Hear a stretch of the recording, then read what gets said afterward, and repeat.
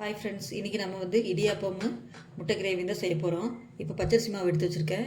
தண்ணி வந்து கொஞ்சம் சூடாக எடுத்து வச்சுருக்கேன். ரொம்ப சூடு இல்லை, அளவு சூடு. இப்போ நல்லா கலக்கிக்கலாம் தண்ணி ஊற்றி. ஃப்ரெண்ட்ஸ் இங்கே பாருங்கள், அந்த மாவை நல்லா பிசைஞ்சாச்சு. அவ்வளோதான், டக்குன்னு செஞ்சிடலாம். இப்போ அச்சில் போட்டாச்சு, இடியாப்ப அச்சில். இப்போ புளிஞ்சிடலாம். வேறு சூப்பராக வரும்.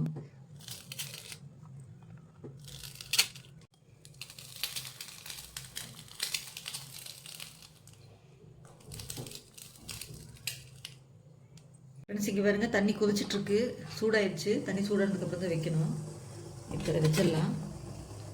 ஒரு தட்டில் குழியில் ஊற்றிட்டேன், ஒரு தட்டில் இப்படி ஃபுல்லாக நிரப்பி ரவுண்டு பண்ணி ஊற்றிட்டேன். அவ்வளோதான். இதை இப்போ மூடி வச்சிடலாம். அவ்வளோதான், இது வேகட்டும். அடுத்த ஃப்ரெண்ட்ஸ் இங்கே பாருங்கள், இடியாப்பம் நமக்கு ரெடி ஆகிடுச்சு. அவ்வளோதான், ஸ்டவ் ஆஃப் பண்ணிவிட்டு எடுத்துட வேண்டியது தான். அதை எடுத்துகிட்டு பச்சடியை வச்சாச்சு. இப்போ நம்ம ஆயில் ஊற்றிக்கலாம். முட்டை கிரேவிக்கு தேவையான அளவு ஆயில் ஊற்றிக்கலாம். எண்ணெய் சூடாயிடுச்சு. கொஞ்சம் கடுகு போட்டுக்கலாம். கொஞ்சம் சோம்பு, கடுகு பொரிஞ்சிருச்சு. இங்கே பாருங்கள், வெட்டி வச்சுருக்கேன் வெங்காயம், தக்காளி, பச்சை மிளகா இதெல்லாம் போட்டுக்கலாம். கருவேப்பிலை, வெங்காயம், 2 பச்சை மிளகா. இதை நல்லா வதங்கட்டும். ஃப்ரெண்ட்ஸ் இங்கே பாருங்கள், வெங்காயம் நல்லா வதங்கிடுச்சு. லைட்டாக சுகர் சேர்த்திக்கலாம் கொஞ்சம். அவ்வளோதான். இப்போ தக்காளி போட்டுடலாம். கொஞ்சம் ஸ்வீட்டாக இருக்கும், கொஞ்சம் நல்லாயிருக்கும், அதுக்காக போட்டுருக்கேன். இப்போ தக்காளி நல்லா வதங்கட்டும்.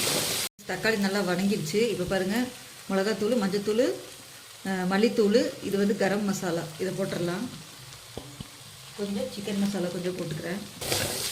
கொஞ்சம் உப்பு போட்டுக்கலாம். சால்ட்டுக்கு தான் போடுறேன். இப்போ கொஞ்சம் தண்ணி ஊற்றிக்கலாம், தேவையான அளவு. இந்த தண்ணி வந்து நல்லா கொதிக்கட்டும். ஒரு 2 நிமிஷம் அப்படியே விட்டுறலாம், கொதிக்கட்டும்.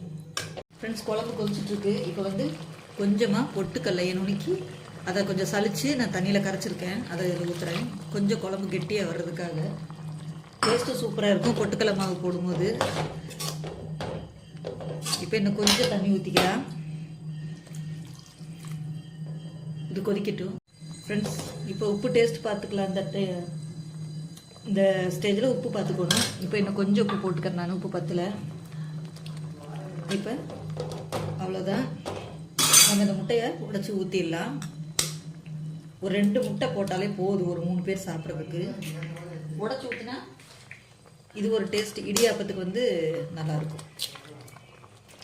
வேக வச்சு போட்டால் அது சப்பாத்திக்கு நல்லாயிருக்கும். இடியாப்பத்துக்கு வந்து இப்படி போட்டால் நல்லாயிருக்கும். இப்போ அது அப்படியே ஒரு 5 நிமிஷம் வேகட்டும் அப்படியே. ஃப்ரெண்ட்ஸ் குழம்பு சூப்பராக ரெடி ஆயிடுச்சு. டேஸ்ட்டும் சூப்பராக இருக்குது. இப்போ வந்து நம்ம இதை ஸ்டவ் ஆஃப் பண்ணிவிட்டு இறக்கிடலாம். அவ்வளோதான். இன்றைக்கி வந்து முட்டை கிரேவி இடியாப்பத்துக்கு ஏற்ற மாதிரி சூப்பராக வச்சாச்சு.